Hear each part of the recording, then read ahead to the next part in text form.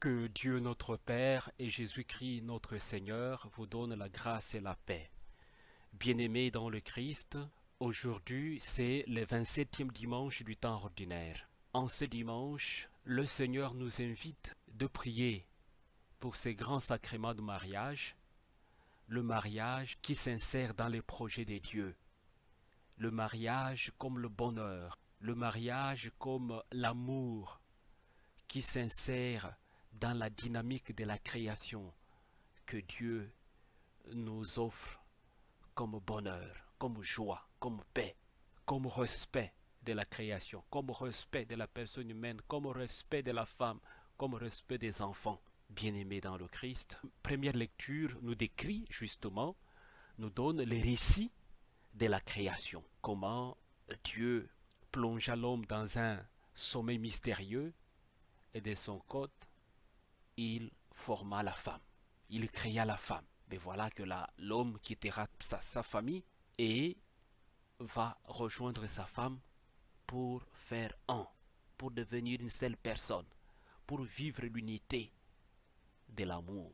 Bien-aimé dans le Christ, la parole de Dieu nous invite à contempler ce récit, à ne pas l'opposer avec le premier récit de la création de l'homme et de la femme dans Genèse chapitre 1. Nous sommes là dans la réflexion théologique sur la création, qui nous permet de contempler la merveille de Dieu, qui nous permet de contempler l'amour de Dieu, l'amour infini de Dieu, qui nous permet de contempler comment Dieu crée le bonheur pour l'homme et la femme. Cela nous permet de comprendre le sens de l'humanité. Bien-aimé dans le Christ, l'homme, quand il se réveille, il voit la femme, il s'exclame, il s'émerveille pour dire, voici les os de mes os, voici la chair de ma chair. Il appelle Isha, hein, comme on dit en hébreu, Isha. C'est comme disons en français, Ève. Et donc Isha, c'est la traduction féminine de Ish, qui est Adam, argile ou terreux, bien-aimé dans le Christ. Le Seigneur nous invite à contempler cette unité qu'il offre entre l'homme et la femme, dans le respect le plus total, dans le respect de la vie de tous les jours, dans le respect des rôles, dans le respect des qualités, dans le respect de ce qu'ils ont reçu différent, dans le respect en un mot de la vie. Les difficultés dans le couple doivent être dirigées dans le projet de Dieu, dans l'essence du projet de Dieu, afin que cette dynamique de la vie n'entache rien de ce qui est l'unité du couple. Les couples, dans le vécu de l'unité, doivent subir ce que j'appelle l'initiation ou les rites d'initiation. À chaque fois, le couple est soumis devant des difficultés, devant des situations parfois désastreuses et compliquées, ils sont en train de vivre l'initiation pour une vie, une nouvelle vie, toujours dans l'unité. La relation conjugale doit toujours être insérée dans les desseins de Dieu, dans le plan de Dieu, pas en dehors du plan de Dieu. À chaque fois que les personnes humaines cherchent de voir, de vivre la relation conjugale dans le couple, dans dans la vie de tous les jours, en dehors du plan de Dieu, en dehors de la dynamique de l'éternel, ils sont à côté de la plaque. Bien-aimés dans le Christ, le bonheur, c'est le projet de Dieu. C'est ce que Dieu veut pour l'homme. Et donc l'égalité entre l'homme et la femme, elle est comprise dans les dialogues. Ces dialogues qui s'expriment à travers la distance qui existe entre l'homme et la femme. Et cette distance est renouvelée dans le dialogue, dans le respect mutuel, pour comprendre que l'homme, ce n'est pas le super par rapport à la femme, ou la femme n'est pas super par rapport à l'homme. Chacun a été créé comme l'image de Dieu, et ils doivent s'élever ensemble comme image de Dieu. Bien-aimés dans le Christ, nous pouvons expérimenter cette compréhension de la vie dans beaucoup, comment on peut dire, dans beaucoup de traditions. Par exemple, dans la tradition indienne, on considère que Le couple, le mariage, c'est comme cet oiseau qui vole avec ses deux ailes. L'oiseau ne peut pas voler avec une aile. L'oiseau vole avec les deux ailes qui lui permet d'amortir les chocs, qui lui permet de gagner dans la balance, qui lui permet de gagner dans le bonheur, de gagner dans son succès, d'atterrir là où il veut aller. Bien-aimé dans le Christ, aujourd'hui on parle de parité, on parle de l'émancipation, on parle de toutes ces choses-là, tout simplement à cause de l'ego de l'homme. L'homme voudrait prendre la place de Dieu et il croit qu'il est au-dessus de tout. Dans beaucoup de traditions, on voit cette façon de voir les choses. Non, chacun a sa place. L'homme a sa place, la femme a sa place dans ce dialogue distant qui crée le bonheur qui vient de Dieu. L'homme ne peut pas devenir une femme. Une femme ne peut pas devenir l'homme. Celui qui pense renverser le rôle, il échoue. Et d'ailleurs, ici quand je parle des rôles, c'est que c'est le vécu. Chacun a des qualités, chacun a des capacités qui sont parfois différentes, mais qui doivent converger à l'unité de la famille, à l'unité du couple, à l'unité du vécu quotidien. Quand on dit l'homme quittera sa famille pour s'attacher à sa femme, ils vont devenir une seule personne, ça veut dire qu'ils doivent devenir une seule personne du point de vue social, une seule personne du point de vue psychologique,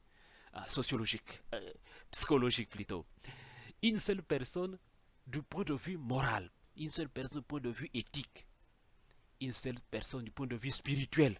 C'est-à-dire qu'ils doivent avancer ensemble vers la sainteté. Le mariage est fait pour aller vers la sainteté. Ce n'est pas quelque chose de mauvais. C'est un grand sacrement donné par le Seigneur lui-même pour la vie du monde. À chaque fois que nous refusons de respecter cette dynamique, nous sommes dans la détresse, nous sommes dans la souffrance. L'humanité aujourd'hui est dans la souffrance parce que elle refuse parfois de s'insérer dans les plans de Dieu, dans les projets de Dieu. Dans la page de l'Évangile, les pharisiens vont poser la question à Jésus pour savoir est-il permis de renvoyer à sa femme, est-il permis à un mari de renvoyer sa femme ou pas? Jésus dit, mais Moïse que vous évoquez, vous là, a fait cela à cause de vos endurcissements du cœur, à cause de vos désordres, à cause de votre ignorance, à cause de votre ego. Mais au début, avec la création, le Seigneur Dieu créa l'homme et la femme. Il les a créés égaux, ensemble, avancés pour être cette joie de Dieu, pour être le bonheur de Dieu. Ce bonheur qui est donné à l'homme et la femme, bien-aimés dans le Christ. Pourquoi l'homme doit penser que c'est lui qui doit écrire un certificat de renvoi? Pourquoi pas la femme d'écrire aussi un certificat de renvoi, de renvoyer l'homme? Vous voyez? L'injustice, l'égoïsme. Le Christ Jésus nous renvoie au respect de la femme, au respect de l'homme. Aujourd'hui, dans notre Afrique, les guerres sévissent partout et les premières victimes, ce sont des femmes. Les femmes subissent des mutilations sexuelles, subissent des viols, subissent tous ces traitements inhumains que personne ne peut accepter. Voilà l'humanité de l'homme, voilà notre humanité, voilà ce que nous faisons. Manque de respect. Donc le manque de respect, c'est que nous détruisons les projets de Dieu. Le manque de respect, c'est que nous ne s'insérons pas dans la dynamique de la création. Nous sommes en dehors de cela. Quand nous prenons nos armes pour aller faire n'importe quoi, pour tuer les femmes, pour les violer, pour faire n'importe quoi, manquer du respect aux jeunes filles, manquer du respect à nos sœurs, et tout ça nous renvoie au refus du projet de Dieu. Bien-aimés dans le Christ, la lettre aux Hébreux revient encore sur cette dynamique pour dire nous sommes appelés comme des créatures de célébrer l'amour de Dieu. de vivre dans l'amour de Dieu, de porter plus haut cet amour de Dieu qui est symbolisé dans le mariage, de porter plus haut l'essence de la famille qui doit être un espace de vie, qui doit être l'oasis de paix, qui doit être un endroit où tout le monde trouve sa place. Mais aujourd'hui, quelle est la définition de la famille à travers le monde? Aujourd'hui, quelle est ta définition de la famille? Aujourd'hui, pourquoi il y a autant d'enfants de la rue? C'est parce que les familles sont cassées, brisées et bafouées. Tout ça à cause des guerres à travers le monde. Tout ça à cause de l'appétit de l'argent. Tout ça à cause de l'appétit des minéraux. Tout ça c'est l'argent. Bien-aimés dans le Christ, Jésus nous invite vraiment de nous insérer dans le projet de Dieu, dans le respect de ce bonheur que Dieu a préparé pour l'homme et la femme. Et parce que les sacrements des mariages, c'est le grand sacrement qui puisse exister. Sans ces sacrements, il n'y a pas la vie. Sans ces sacrements, il n'y a pas le monde, quoi. Le monde continue à survivre et à grandir, pas seulement dans la procréation biologique, mais aussi par la procréation de la responsabilité. Parce que si quelqu'un fait un enfant et il le jette dans la rue, cet enfant n'a pas d'avenir. Cet enfant devient un danger pour la société. Et donc, pour des familles qui acceptent l'adoption, pour éduquer les enfants, les accompagner, les aimer, les donner l'amour, voilà là où le Seigneur nous appelle. Communiquer le bonheur, vivre du bonheur de Dieu, c'est de nous insérer dans son projet, avec respect, avec considération, avec dignité. Vivons dans la dignité, dans le respect de la femme, dans son rôle qui est la sienne, avec beaucoup de considération. Bien-aimés dans le Christ, vous le savez que dans la vie ordinaire, la femme est puissante du point de vue grâce reçue par le Seigneur. Elle est forte d'une façon émotionnelle. Elle est forte d'une façon psychologique.